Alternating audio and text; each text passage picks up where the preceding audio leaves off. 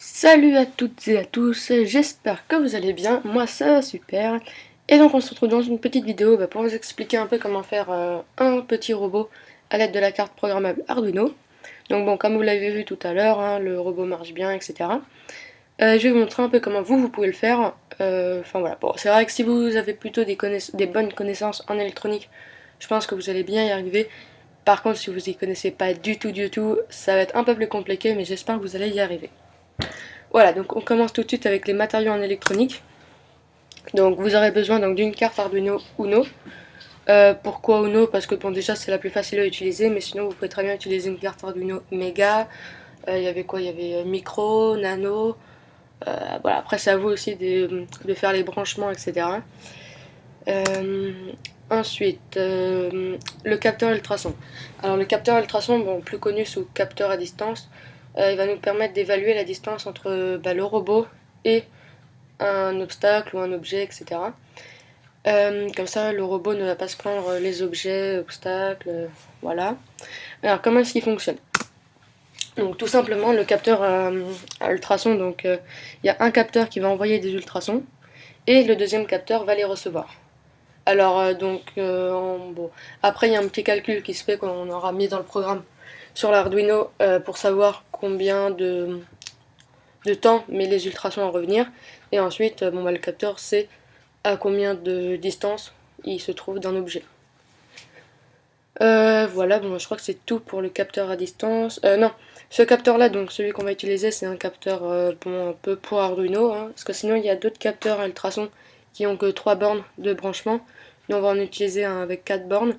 Donc il y a le plus, le moins et 2 digitales. Voilà.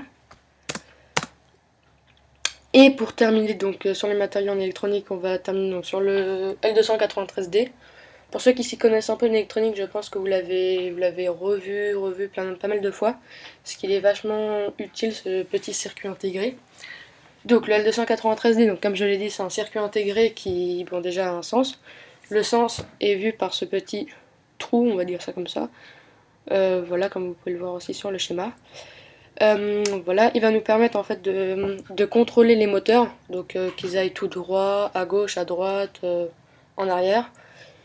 Voilà, tout en restant dans le programme et tout en lui disant depuis le programme. Voilà.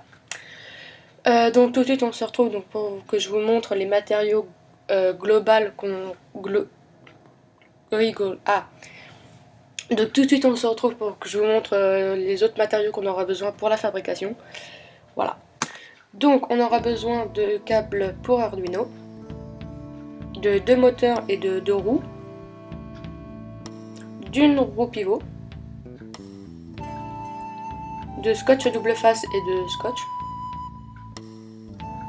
d'une pile de 9 volts et de son cordon, d'une batterie de 9 volts et d'un câble fait pour Arduino, d'un pistolet à colle,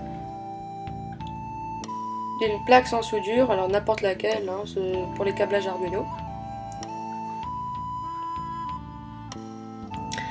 Donc commençons par coller les moteurs avec les roues sur une plaque n'importe laquelle, collez-les avec du scotch double face. Ensuite, collez avec du scotch double face la roue pivot, mettez-y à la rigueur une boîte d'allumettes pour surélever. Voilà le châssis à quoi il devrait ressembler. Ensuite, vous pourrez effectuer donc le circuit comme ceci.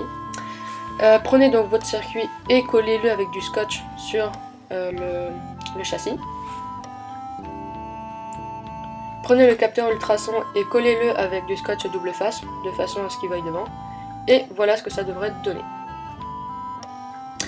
Prenez vos 2 batteries, mettez du scotch double face derrière et collez-les sur le châssis. Puis effectuez les branchements.